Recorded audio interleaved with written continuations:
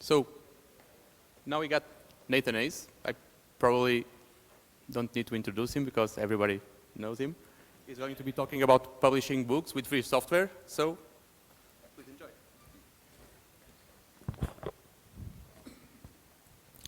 Thank you very much. So I'm going to be talking about writing and publishing books with free software. Now, I think everyone here knows me, but I'm a computer enthusiast. I've been since I was very young. Did some programming, lots of gaming. Nowadays, I just have my Nintendo Switch, and I prefer that. It's easier, although, because I use Ubuntu, but now that Steam's on Ubuntu, my free time is constantly in danger. And by trade, I'm a computer technician, although for the last more years, it surprised me how many years I've actually been doing publishing services, writing, ghostwriting, and so on. A lot of the ghostwriting was through NDAs, but I had like almost a dozen and a half books out under different names. I'm not allowed to talk about them, that's NDA, but I'm starting to publish them under my own name because it's a lot of fun, and I've helped a lot of other writers publish their own things. And I've done all that when they've hired me using free software. I'm going to talk about that. Now, on the Ubuntu side of things, for those at home, everyone here knows me, I think. For those at home, I'm an Ubuntu member. I'm actually was just re-elected to a second term on the Ubuntu Community Council, and so thank you for those who voted for me or voted in that election at all. And I'm the leader of the Ubuntu California local community team. Those of you at home, if you don't know, it's LOCO. That's a mouthful, so it's LOCO for short because we are crazy about Ubuntu. And more to the point for this talk, I'm a writer. So I'm finishing up my, a publisher will say, what are you doing in Prague? No, I'm finishing up the last steps for Beginning Ubuntu for Windows and Mac users, 3rd edition, which will be based on Ubuntu 22.04. Don't rush out and buy the book today. Sorry, publisher. It's based on Ubuntu 16.04, but we're just finishing the production process, and that'll be out very, very soon. I write original fiction. I have several titles out as well. You can buy them on Amazon. They're in libraries, maybe. They're on actually all the electronic bookstores. And I'm actually the English translator for the tie-in video game novels, sci-fi novels for Egosoft's video game series X. X Beyond the Frontier was the first one, and then the latest version is X4 Foundations. And I translated the second and third books. The first book was fan-translated a decade ago, and they asked me to take a look at it since I did the other two. I'm actually retranslating it from scratch, from the original German. The author, Helge Kultz, has been absolutely generous and fantastic to work with, and so that's really exciting. I'm finishing up Farnham's, I almost said in German, Farnham's Legende, but Farnham's Legend soon. So I have a lot of experience. Oh, and then I also prepared the ebooks and publishing because Egosoft's a video game company, and so I'm like, well, you know, I do that too. So I've worked with professionals, amateurs, people starting out, hobbyists, and so on. So why publish a book, right? Everyone has, I have a story, I want to publish a book. Why do people do this? Well, some people have a story to tell. Some people want to connect with others intellectually or emotionally. You know, if you write a tech book, for example, you want to make that connection and get people excited about what you're excited about. That's what Beginning Ubuntu is about for me. You know, the romance or the sci-fi or the literary fiction, people want to make an emotional connection and you know, make that connection with others. Of course, fame and fortune, everyone wants to write a book and become a bestseller and become rich and famous. There's as many reasons to want to write a book as there are writers, and so wanting to tell stories, wanting to connect with others, those are fantastic goals. Those are my goals as a writer. To gain fame and fortune are not goals. They cannot be goals. They're not my goals. They're my dreams. Goal is something that you can control. A dream is something that you wish for. It's your readers who determine whether you become famous and rich, not you. There's nothing you can do about that other than write good books and keep writing. So there are two ways to publish a book. I'm going to briefly talk about this because there's not much time, but there's traditional publishing and self-publishing. Those are the two main branches. Now, traditional publishing is what you think of, what most people think of when they go into a bookstore and get a book. And so these are the steps. First, you write a book. Step one. Now, everyone laughs, that sounds really funny, but it's very important. If you go to Reddit, and sorry, r/writing, I'm calling you out, you see posts there all the time. How do I know if my idea is good enough to be a book? How do I know, how do I find out which publishers would be interested in my idea in publishing my book that has this idea for? The answer is they don't, no one cares. Ideas are worthless. What is valuable is the execution. So nobody cares about your book idea. Authors, no one's going to steal your book idea. If you tell r/writing, they're not waiting around for the ideas. We have more ideas than we can possibly write in our lifetimes. Nobody cares about your idea. But if you write a good book and tell a good story, then we care. That's what makes people care. So you have to write the book. Now, if you're writing a tech book, a nonfiction book, a history book, that's different. For that, if you're going to a publisher, you write basically a proposal, the table of contents. This is what's going to be in the book. You can literally chapter 1, chapter 2, subsections. And then you talk about why you are the best person to write that book. And if they like the idea, think it'll sell, if you have the credentials, then it's accepted. And then you have to write the book. So, but for fiction, anything else, you write the book first, step 1. So you want to be traditionally published, and you have a book. So traditionally, you submit that manuscript to agents, someone who is really good at talking to publishers, selling manuscripts to publishers, and if they like it, they say, yeah, I can sell this, and they'll submit it to different publishers, to editors at publishers. And then once that happens, if a publisher likes it, they'll say, yeah, we'd like to buy the rights to this, and they'll send your agent an offer, it gets back to you, and so on. That's how that works. So note that you cannot choose to be self-published. You have no choice in the matter. You can try to be self-published, you can submit your manuscript, but the publisher makes the choice. The other thing, it's had a bad name because of vanity presses in the 70s, but is really, really the way you'd get published nowadays, is self-publishing. Now, this is not vanity press where you go to a company and pay them tons of money and you buy 5,000 copies of your book and sell them out of the trunk of your car. That's vanity press publishing, and that's not valuable. Self-publishing is when, so step 1, still, you have to write the book. That's the hard part, but the fun part. And then, so that's it, right? That's the end of your job as a writer, but you're a self-publisher, which means you are the publisher. So this is what happens. In the traditional publishing, you have no control over. Here you have all the control, but all the responsibility. You hire proofreaders. You hire a cover designer. You hire a layout designer to do the inside of the book for print, for electronic publishing. And then finally, you publish the book. So none of this happens when you traditionally publish. The publisher does it. You're the publisher when you self-publish. So those are the steps. Now, the nice thing is that you can do all those steps yourself. Me, I don't hire editors. I have a couple of friends. One's a writer, one's really pedantic like me. And so they read the book, tell me if they liked it or not. They know not to say, well, you should do this, or I think they should do that. I don't care. If they want that, they can write their own book. I'm in charge of my stories. But they can say, I liked it, or it was all great, but I had no idea what this happened on this page, and that'll fix. You can go to your local college, and if you don't have money for an editor, go to your local college, go to the English department, and on their pin board say, hey, we want a proofreader. You'll get your name in the book, acknowledgement in the book, and a free copy when it comes out. And English students will be jumping all over that. So that can be done cheap. It's really, really hard to edit your own work because your brain knows what you meant and it'll fix it. So if you have to, print it out or have text-to-speech read it back to you. You'd be very surprised, or change the font. You will catch all your errors. So cover design you can do yourself. Layout is pretty easy, and you can do that with all free software. At the end, you're going to have an EPUB file or a PDF, and you can just upload it to sites yourself and publish it. All these things can be done by yourself with free software. So, very briefly, royalties. This is the fame and fortune bit, the fortune bit anyway. So traditional publishing. Your manuscript gets accepted, and they say, great. So at certain milestones, we'll pay you money, and they're not just giving you money; it's an advance and royalties. So you have to pay it back. So for my book, every third of the book that's approved for production, that's apparently a tongue twister. Every third of the book I send in, and once it's copy edited and this 3 chapters is done, these are fine.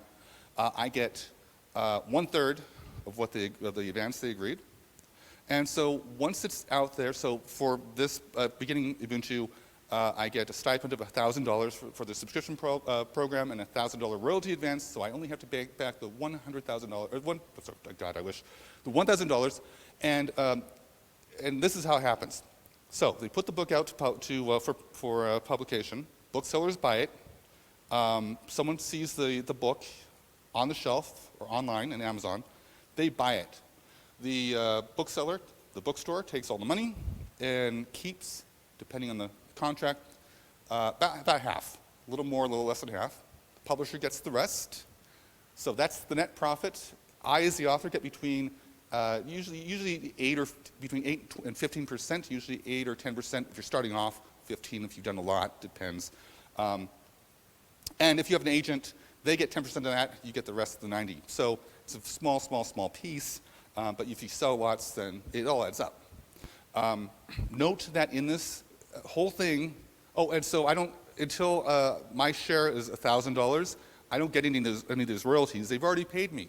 But if they sell 2 copies of the book and that's it, that's their problem, not mine, because I don't owe that money back. So that's the good news. So note that at no time did I pay anyone any money to do this. They are always money, all money flows towards the author. For self-publishing, the author gets 100% of the net profit because you're the publisher, you're the author. And on Amazon, depending on how you price things, for ebooks, you get, if it's between $2.99 and $9.99, you get 70% of the book. So if I write a short story, which I have, and put it up for sale for $2.99, which I also have, anytime someone buys that, I get $2.08.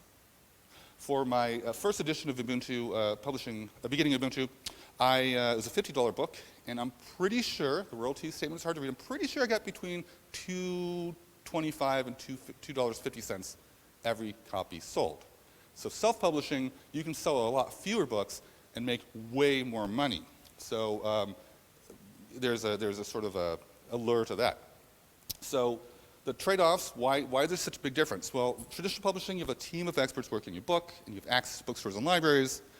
And self-published, you have to find and hire your own team and do the work yourself. Of course, you keep all the creative control, rights, marketing, all kinds of license stuff. You don't actually sell books. I haven't sold a single book. What I do sell are copyright licenses. I've given Amazon a license to create copies of my story and book, and in exchange for that, they pay me when someone buys one and they create it. It's fantastic. For beginning Ubuntu, because it's traditional publisher, I sold almost all of my rights. They're like, we'll register the copyright in your name. That's great, but I don't have those rights anymore, even though the copyright's my name, because they wanted that in the contract. That's fine. I was happy to give them the film rights to beginning Ubuntu for Windows and Mac users. I thought that was safe, but I did sell them. It was in the contract. They do have the film rights. So Spielberg could call me. So step 1, write a book. Let's say, how do you write the book? I didn't bring my word processor down here. I have a little AlphaSmart word processor. You type things on a little screen. Later on, you plug it into your computer, open up a word processor, hit send, it types it back in. Amazing. I go to the library, go camping, I can still write. In text, plain text. That's all you need. So you have LibreOffice Writer, if you have Ubuntu. You have Focus Writer, which is minimal, it's full screen, I love it. You can use your favorite text editor. So if you love to can't wait to open a terminal and open Nano or VI and start writing, that's okay, it doesn't matter. Write the book. Don't worry about fonts. If you're using LibreOffice, maybe header, and that's it. Don't worry about anything else. Don't play with fonts, just write the book. Have fun, if it's not fiction, have fun telling a story. That's all you have to do. That sells, the more fun you have writing the book, the more your readers will like it. Because if it's written well, there's good grammar. You want to be, conscientious, but you just write the book. So, for the first edition of Ubuntu, beginning of Ubuntu, this is how my publisher thought I would write the book and edit the book. This is how I actually edited the book in LibreOffice Writer. And so they sent me Office 2010 templates. They didn't quite look right in LibreOffice. The fonts were a little tweaky, but they also didn't look right at all in, I think I had whatever word they were using, I think it was 2012 or something. It was a little different, or 2013. So that's okay, doesn't matter. They have tools that process everything. The styles are what matter, header, paragraph, figure, right, caption. It worked out very well. And so for revision, LibreOffice Writer opens up Word documents. You can view the comments. It's completely compatible, and in fact, you can replying to comments was not a thing for a long time in LibreOffice. That got fixed like 6, 7 years ago. It's completely compatible. So you just use LibreOffice, turn on track changes, and away you go. Highlight something, insert comment, all set. So if you have an editor, you can just say, here, I use LibreOffice, install this. It's fine. Sometimes techie people say, can I use source control to do this? I say, no, that's a bad idea. It's overkill. It's really good for tracking changes because it's a source control, right? Revision control. But not for comments, not for feedback, collaboration with editors. Collaboration if you're writing a book and you're writing different chapters or different parts, that's different. But that's a different story. If you're writing a fiction book, you're not, no source control. Do backups. Backups are important, but you don't have to worry about Git or Bazaar or Subversion. So revising LibreOffice Writer, this is actually a thing where I had a comment from my copy editor, and basically said I didn't reference the figure. See this figure when I talked about wine and solitaire and I all right, and so I went back and did that. So see, worked, no problem. Interior layout is different. So you can use LibreOffice for print. You can lay everything out, use styles and page formatting and margins and so on. Scribus, of course, is a full actual desktop publishing solution. I would use it for like magazines when you have columns and so on. Otherwise, LibreOffice kind of works just fine. And Sigil is a great EPUB formatter for ebooks, and it's pretty simple. On a print book, your first page layout will look like this. I did this myself for Called Under, and you see I have, this is page 1, so I have the copyright page on the left, and then on the right, I have a chapter heading, what's called, there's technical terms. That big space is called a drop folio. I don't know why, that's the technical term. On the page, there's no headers. The first paragraph in every chapter or section is not indented. That's how you can tell if someone, a new author, did they format the book themselves, or did they have it professionally done? I did it myself and did it professionally. See, you guys, I studied. The interior pages are much the same. You do have headers on the tops and or bottoms, page numbers, author name, or the title of the book, or the chapter name or number, and so on. Take your favorite book in your genre, that's something similar to the type of book you're writing, and see how they do it. And then you should never steal. Stealing is wrong, but you can definitely take lots of inspiration. So you can study this for yourself and see how it's done, and it's not hard at all. You use styles and you're all set. Ebooks are different. This is a chapter 1 of Pay Me Bug by Christopher B. Wright under a Creative Commons Attribution, non-derivative, non-commercial license, if I remember correctly. And so it's a great book. I love it. It's so funny. This is what an EPUB looks like. It's for ebook readers. It's written in XHTML and formatted with separate style sheets in CSS.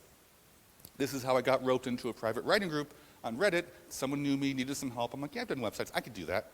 I wrote a bunch of stories for fun, published them, went through the whole process, so I knew what I was talking about when I gave advice, and realized I'd been an inspiring writer for a very long time.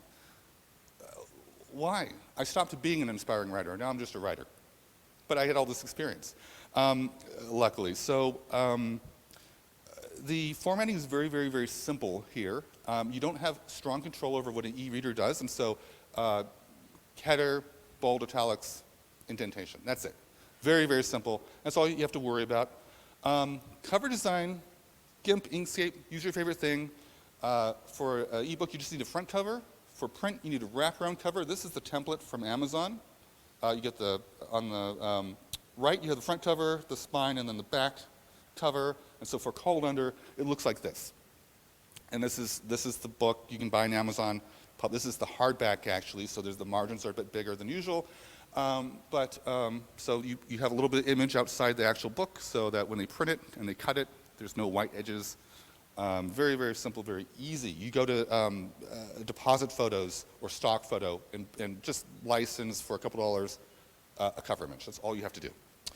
So publishing a print book, the publisher takes care of this step. If you're self-publishing, you're the publisher. So you go to print on demand, Amazon Kindle Direct Publishing Print will print your books. You upload a PDF of the cover.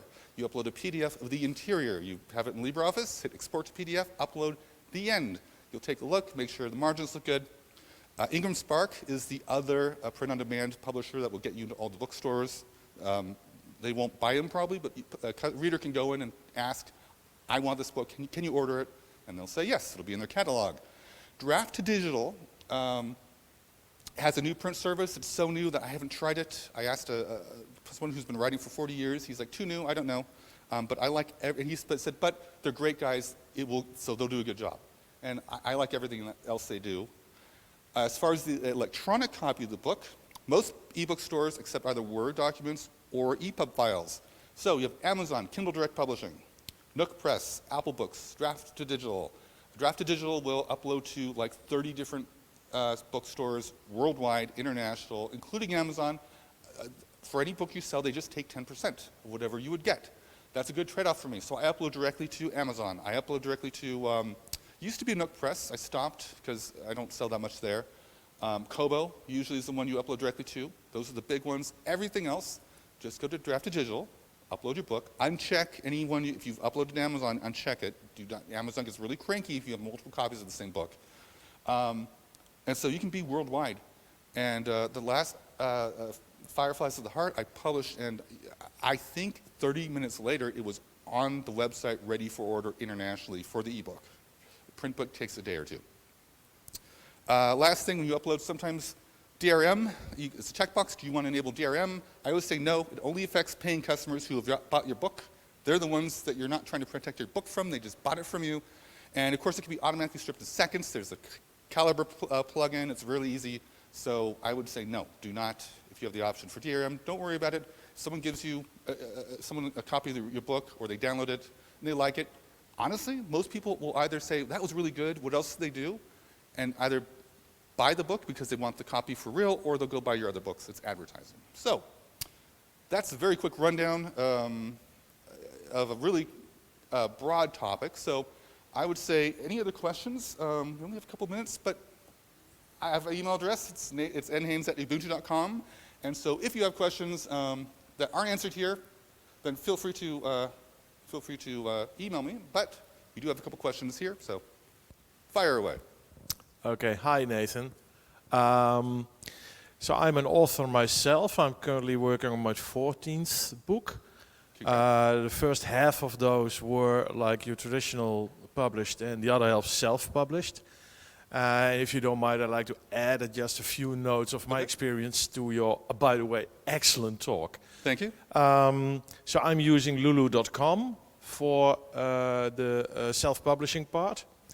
And my, let's say, build street, that's the wrong word, but tool chain. My tool chain for the last 6 or so has been ASCII Doctor. So there is this ASCII Doc standard, which is sort of wiki language-ish. Right. And then ASCII Doctor is, where ASCII Doc is Python, ASCII Doctor is Ruby-based, and it's 10 times quicker. And then there is this guy who makes his money documenting stuff at firms. He has a toolchain ASCII Doctor and also ASCII Doctor-PDF. So I have my build script that builds it into a PDF, and then I upload it to lulu.com. Yeah, you can get it super techy, you can automate it. Yeah. Apress will allow me to write a book in Markdown. I haven't been crazy enough for that yet, although I might do a fiction book in Markdown eventually. Lulu Press was at, Lulu.com was on, or what is it, Lulu? Well, Lulu Press is the name of the company that does print on demand. They were long before CreateSpace, which turned into Amazon KDB Print. They're good too, and I just actually pulled that because most people are looking for distribution, and Lulu Press doesn't do that. But you can upload it, order your books, you get them, you pay the cost, not the, when you buy your own books anywhere, you pay the cost of the publishing, the printing, not the full retail price. And it's a great way to get your books out to sell from trunk and Yeah, well, you can forward it to Amazon, so and likewise. it will show up there as well. So I think we have time for at least one more question. I don't know if they're going to kick me off immediately, but. All right, so a question about discipline. So writing books seems to be like a lonely activity versus writing software, where you're typically more collaborative. How do you stay disciplined writing a long book? Yeah. How do I stay? Disciplined, motivated. So every Friday I do a writing group. It's online because of the pandemic, but basically we get together, chat for half an hour, and then we set a timer, write for 50 minutes, 15-minute break, write for 50 minutes, do our own thing. We don't share, we can share, but we don't critique, and we write and set that thing. Otherwise, I have a schedule. Every morning I said, well, it's actually evening. I'm not a morning person. I said, I'm going to sit and write for at least half an hour, or hour if I can. And on good days, I'll sit down and write for 3 hours if I have the time. But yeah, every day I write, and you just write, and you sit down and write. And if you know where to start, you just write the next sentence and keep going. But how do you stay disciplined? You just have to be disciplined. Set a routine, record your streaks, do what it takes. I listen to brain.fm music to get me in the mood to focus. But yeah, you just have to do it and keep it up. And that's how, and you'll get the book done, and then you write the next book. So, any other questions, or are we out of time? We're out of time. Thank you so much. 5 minutes.